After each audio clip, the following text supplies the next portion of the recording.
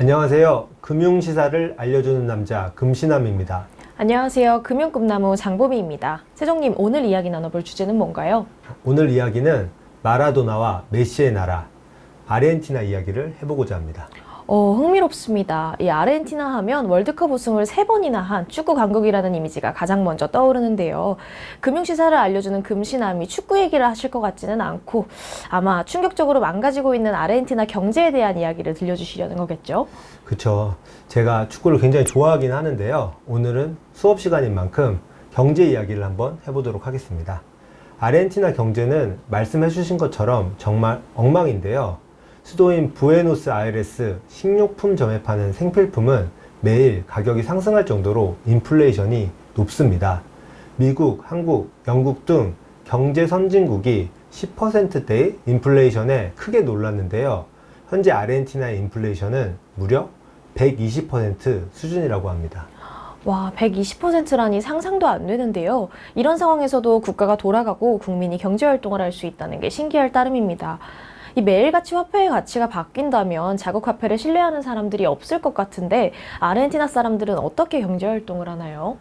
높은 인플레이션으로 자국 화폐인 페소의 가치가 감소하기 때문에 대다수의 아르헨티나 사람들은 달러를 집에 보관합니다. 공식 환율로 한 달에 200달러를 구입하는 것까지가 합법인데요. 달러에 대한 수요는 그것보다 훨씬 높습니다. 달러 암거래가 성행하고 암거래 시장에선 공식 환율보다 높은 가격에 달러가 거래되기도 하죠. 남미에서는 브라질, 멕시코 다음으로 경제 규모가 큰 아르헨티나에서 급성장하는 달러 암시장은 아르헨티나 경제의 심각성을 잘 보여줍니다. 어쩌다 이 지경까지 온 건지 문득 궁금해집니다. 이 아르헨티나도 처음부터 이렇진 않았을 거잖아요. 그쵸. 현 상황만 본다면은 믿기 어렵지만 1980년대 제가 태어났을 때죠. 네. 그때 아르헨티나 1인당 국민소득은 한국인의 5배 수준이었습니다.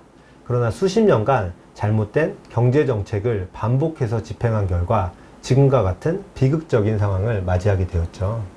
이 부유했던 아르헨티나 경제가 쇠퇴하게 된 원인으로는 어떤 게 있을까요? 한 가지 딱 꼽아서 찝을 수는 없지만요. 대표적으로 세계화를 역행한 고립주의와 복지, 포퓰리즘을 꼽을 수 있습니다. 아르헨티나의 복지 포퓰리즘은 페론주의라고도 불리는데요. 이 정책을 실시했던 후안 페론과 에바 페론 부부가 추진한 정책과 이념이 있기 때문에 페론주의라고 불립니다. 이 페론주의를 얘기하시면서 복지 포퓰리즘을 언급하신 걸로 유추해보자면 이 페론 부부가 표를 얻기 위해 국가 경제 상황은 전혀 고려하지 않은 무분별한 복지 혜택을 도입한 건가요? 그쵸. 이 페론주의는 노동자들의 표를 얻기 위해 지속적으로 임금 인상을 도입했고요. 엄청난 비용이 드는 복지 제도를 만들었습니다. 또한 글로벌 경쟁에서 노동자를 보호한다며 경제적 고립주의를 채택하기도 했습니다. 이 경제적 고립주의라면 외국 자본은 일절 아르헨티나에 들어오지 못했었던 건가요? 네, 다양한 부분에서 그런 정책을 했는데요.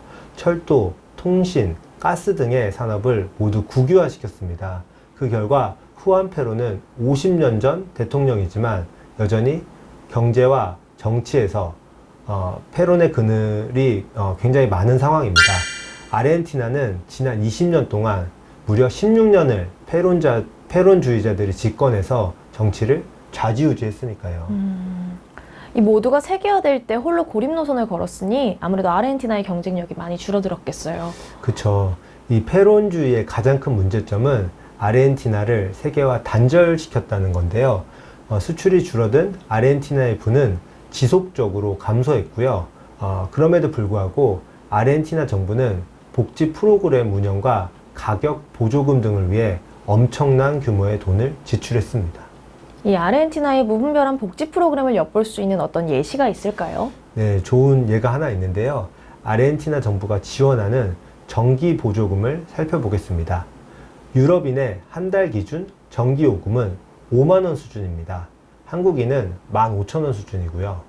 시장형 공기업을 가진 한국 같은 경우에는 한국전력이 손해를 보면서 낮은 가격으로 전기 공급을 하죠. 그렇기 때문에 한국인의 전기세는 유럽인보다 낮은데요. 아르헨티나인은 한국인보다도 무려 3배 낮은 전기세를 부담합니다. 정부 보조금이 어마어마하게 큰 것이죠. 아르헨티나 정부는 GDP의 2%에 해당하는 금원을 보조금으로 지출하고 있습니다. 아니, 국가에 돈이 없는데 계속해서 이렇게 보조금을 대주고 있다니 정말 누가 누굴 도와주고 있는 건지 모르겠네요. 네, 맞습니다. 게다가 한술 더 떠서 한국인 같은 경우엔 10명 중 1명이 공공 부분에서 일하죠. 아르헨티나인은 3명 중에 1명이 공공 부분에서 일하고 있습니다. 정부는 거대한 규모의 인력에게 급여와 연금을 지출해야 하는 것이죠. 이로 인해서 아르헨티나는 지난 13년 동안 재정 적자를 지속하고 있습니다. 그뿐만 아니라요, 세금으로 들어오는 것보다 지출이 13년 연속으로 크기 때문에 정부 부채 또한 어마어마하게 커지고 있고 지금도 계속 부채 상황을 유지하고 있습니다. 이거 그냥 일반 가게나 기업이었으면 예전역에 파산했을 텐데 그나마 정부니까 버티고 있는 거겠죠? 그쵸. 이게 일반 가게나 기업이었으면은 벌써 끝이 났을 텐데요. 이게 정부기 때문에 국채 발행과 중앙은행을 통해 화폐 발행으로 겨우겨우 버티고는 있습니다. 그러나 한계는 명확해 보이는데요. 중앙은행이 페소를 찍어낼수록 아르헨티나의 인플레이션은 높아질 수밖에 없습니다. 더불어 갈수록 심해지는 아르헨티나 정부 부채로 투자자들이 아르헨티나 국채를 기피하는 현상까지 이어지고 있습니다. 그럼 이런 상황에서 아르헨티나의 손을 잡아주는 곳이 있긴 한가요? 네, 상황이 너무 안 좋다 보니까 아르헨티나가 손을 벌릴 만한 곳은 IMF 뿐입니다. IMF로부터 돈을 빌린 전 세계 국가들의 추이를 비교해 보면요, 독보적으로 높은 비율을 차지하는 국가가 아르헨티나인 것을 알 수 있습니다. 근데 이 IMF가 무섭다는 건 수십 년 전 우리도 이미 겪어서 알고 있잖아요. 모든 도움에는 다 영수증이 따르기 마련일 텐데요. 그쵸. 저희도 겪어봤으니까 누구보다 잘 알죠. 이 IMF의 대출금은 달러로 상환돼야 되는데요. 돈이 없는 아르헨티나는 달러를 모으기 위해 수출에 대한 과도한 세금을 매기고 있습니다.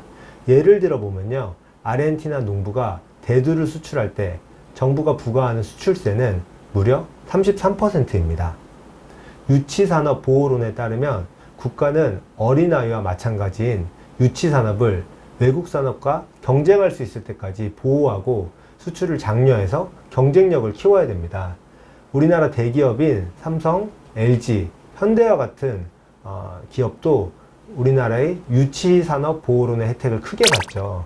그러나 아르헨티나는 우리나라와 중국 등이 성공적으로 추진한 산업정책을 정반대로 추진하고 있습니다.